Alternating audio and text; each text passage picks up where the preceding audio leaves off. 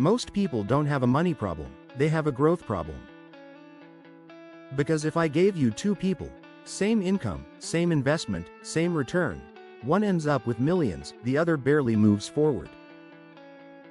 Because most people don't realize this, they think if they just find the right place to invest, everything will fix itself. So they move from one opportunity to another, trying to unlock growth. But what if the problem was never the investment in the first place? The question is not, how do I invest? It's this: why does money grow for some people and not for others? Because once you understand that, everything changes. Let's see how over time, with just 10,000 shillings one can get to millions. Most advice online tells you, find a good investment, look for high returns, choose the best fund, but here's the problem. That assumes growth starts with the investment. And it doesn't. Growth starts much earlier. Before the fund, before the return, before the numbers.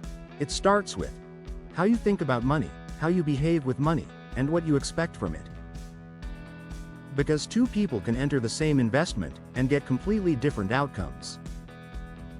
Not because of the investment, but because of how they approach it. Before we talk about strategies, we need to understand something most people ignore. Money doesn't just grow on its own. It responds to behavior. Think about it. Two people earn the same salary. One spends first and saves what's left. The other saves first and spends what's left. Over time, those two people don't just have different savings. They have completely different financial lives. Not because of income, but because of behavior. And over time, behavior starts to reflect in investments. If you're aggressive, your money becomes aggressive. You chase higher returns, faster results, bigger risks. If you're conservative, your money reflects that too. You prioritize safety, stability, predictability. And neither is wrong. But here's where most people go wrong: they don't understand themselves. So they switch constantly, from safe to risky, from long-term to short-term, from patient to impatient. And that destroys growth. So if money responds to behavior, how does it actually grow? Let's break it down. Firstly, it follows. 1. Direction. If your money has no direction, it has no job. A lot of people say, I want my money to grow, but grow into what? A house? Passive income?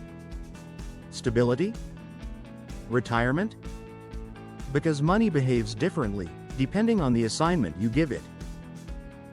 Short-term money behaves one way. Long-term money behaves another. And when you mix the two, you create confusion. This is why people feel like, my money isn't doing anything. When in reality, it was never given a clear role. You are the determinant.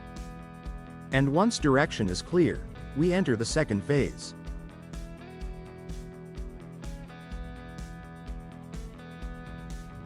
Consistency is where growth actually begins. But let's take a step back. Before investing, you need money to invest. And that comes from saving. You need to be aware that saving is not just a financial act, it's a behavioral one. Some people save every month, without fail, regardless of mood. Others save when inspired, when something sounds exciting, when they feel left behind. Notice that there is a difference here. And that difference is everything. Because growth does not come from intensity. It comes from repetition. It's just like growing a muscle. You don't need to save a lot. It's not exciting. There's no big moment. No big win. Just repeating the same action, over and over again. You need to save consistently enough for time to start working for you. This is why something like a money market fund is powerful. Not just for returns, but for structure. It helps you separate money, stay disciplined, build momentum, and once consistency is in place, something begins to happen. Slowly. Quietly. 3. Compounding. At first, it feels small. Almost invisible. Your returns don't look impressive. Your growth feels slow. And that's exactly where most people leave. Too early. Because we've become used to speed. Fast results.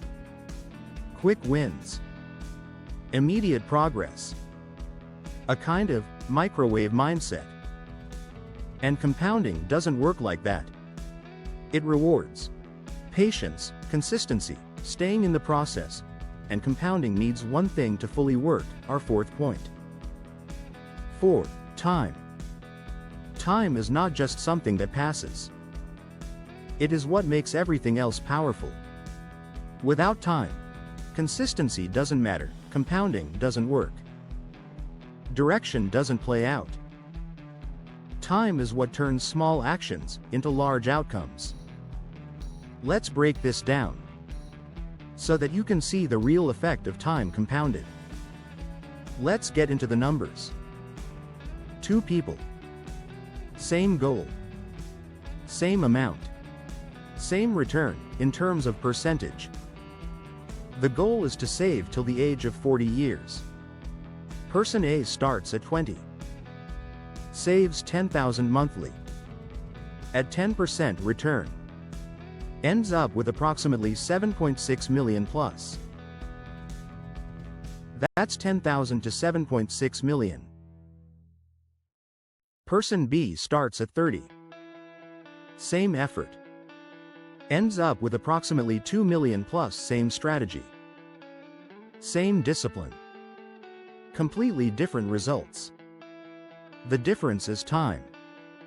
And here's what most people miss. The person who started at 20 didn't invest more money. They didn't find a better investment.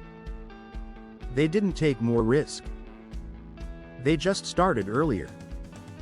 That's it. Which means, growth is not just about how much you invest. It's about how long your money is working. Let's think about it differently. If you invest for 1 year, you're relying mostly on your effort. But if you invest for 10 years, you start to rely on time. And if you invest for 20 years, time does more work than you ever could. That's when growth starts to feel unfair. Not because it is, but because most people never stay long enough to experience it. So what does this look like in real life? It's just as simple as following a structure. You start with building a saving habit, discovering yourself when it comes to investing, giving your savings direction, choosing stability first, then diversifying, and practicing discipline and staying power. This is a long-term growth structure. Not all at once. Not randomly. But structured. In conclusion, so what makes money grow? It's not chasing returns. It's not finding the best investment. It's understanding yourself, your behavior, your goals, your timeline, and then choosing tools that match that, and giving it time to work. Because wealth is not created instantly. It is built, layer by layer, decision by decision, over time. If your money hasn't been growing, watch that video here. And if you want to understand money clearly, not just chase returns, this channel will help you do that. Because wealth is not about chasing opportunity. It's about understanding the process, and staying in it long enough for it to work.